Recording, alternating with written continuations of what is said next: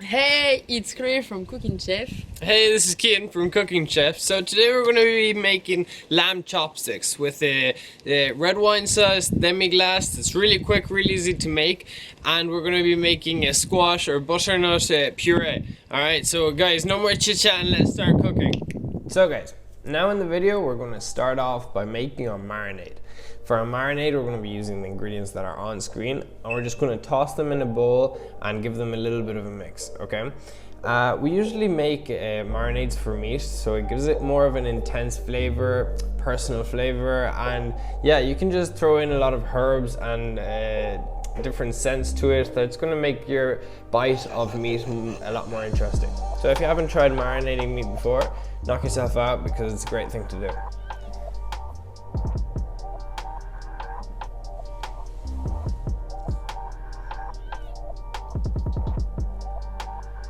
So before actually marinating our pieces of lamb, we're going to have to sear them because we want all of those juices of our meat to actually stay in the meat and not to come out. So we have to sear it first on a pan and keep those juices inside. So first of all, we're going to put loads of salt on that fatty skin on top, so like that it gets nice and crispy. And don't be shy, put loads of salt in this, and we're going to start off with low heat, so like that all of the fat renders out and we get as much as we can for our red wine sauce. We're going to sear off all of the sides, and once it's done we let it cool down a little bit and we throw it in the marinade in a bag and we marinate it in the fridge for 2 to 4 hours.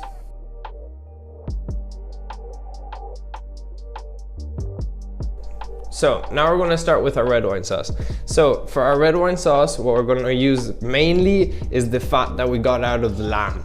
So since it was a very fatty piece, we got all of this fat out of it, and we're going to set it aside, sieve it and set it aside for after. So on the pan that we just fried our lamb chops, we're going to throw an onion, a celery branch, and about 2 cups of red wine. We're also going to add our fat from our lamb, all the fat that we rendered out of our piece of lamb, and we're going to reduce this until about 70% is gone. And after that, we're going to add a little bit of rosemary to give it a nice scent. We're going to add a little bit of water. Once the water is added, we can throw it into a pot and leave it reducing for about 2 hours.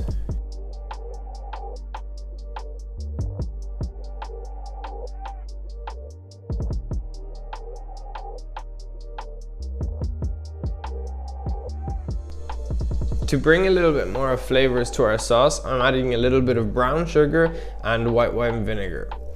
After this, we're going to keep on cooking it. And after, we're going to blend our onions and our celery into our sauce to add that extra flavor from them.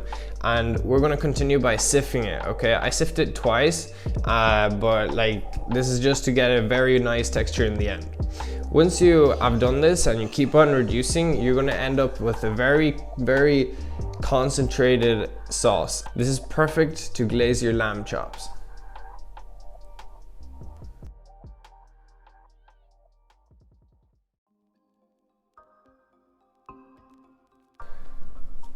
So as a garnish, we're going to be having roasted potatoes, which we're going to put a little bit of garlic, rosemary, thyme, paprika, and a little bit of butter.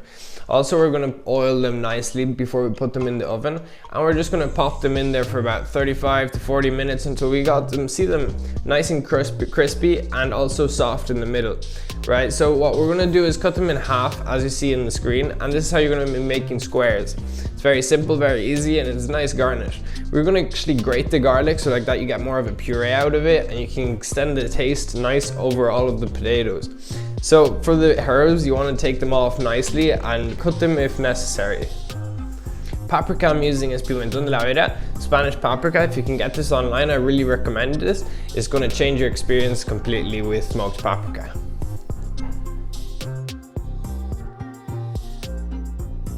So for our butternut puree, we're going to be using these following ingredients.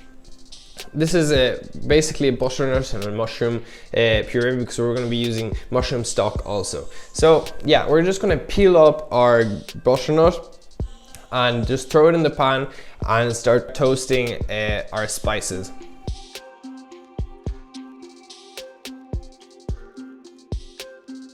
we got all of our ingredients chopped up. We're gonna throw them on the pan and start cooking them.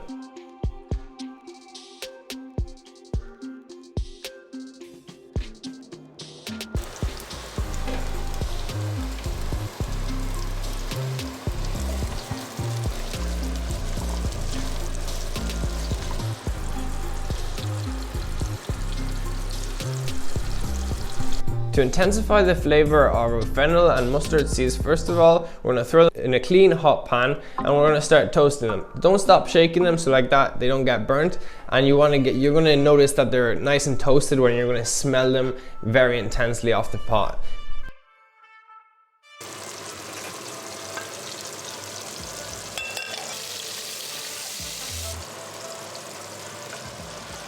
Then we're going to add our full mushrooms and we're going to let that cook for a little while. Season always when you add more ingredients, and then we're going to add our mushroom stock. We're going to let this cook it down for a little while, and then we're going to proceed to blend it, okay?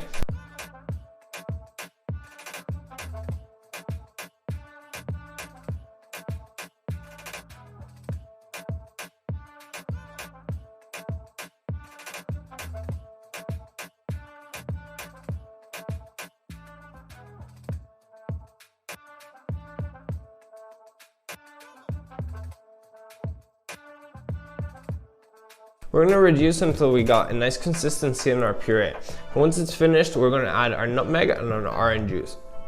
I would always add the acid, like orange juice or lemon juice, anything you want to use, at the end. So because when you cook the acid, it loses a little bit of its potency, and orange has a really nice scent to it, so you really want this at the very end.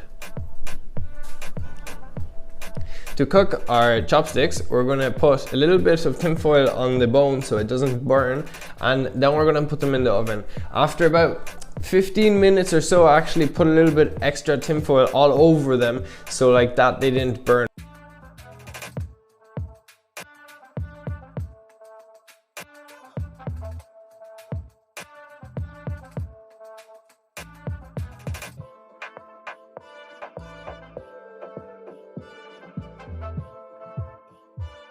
So guys, now it's time for plating. First of all, what I did is I'm gonna put a little bit of puree at the bottom, side garnish, and then the chopstick on top. A little bit of its demi-glace, and that's pretty much it. I had some extra stuffing I had left over in my fridge, so I put that over the puree and finally over the lamb chops also. So guys, I really hope you guys enjoyed this video, that you guys pass by next Tuesday, that if you guys haven't watched our Guinness bread video, that you should definitely pass by our link in the description. And yeah, if you want to see this the recipe in French, Spanish and English, check the description box, and yeah, I'll catch you guys next Tuesday. Thanks for watching. Bye bye.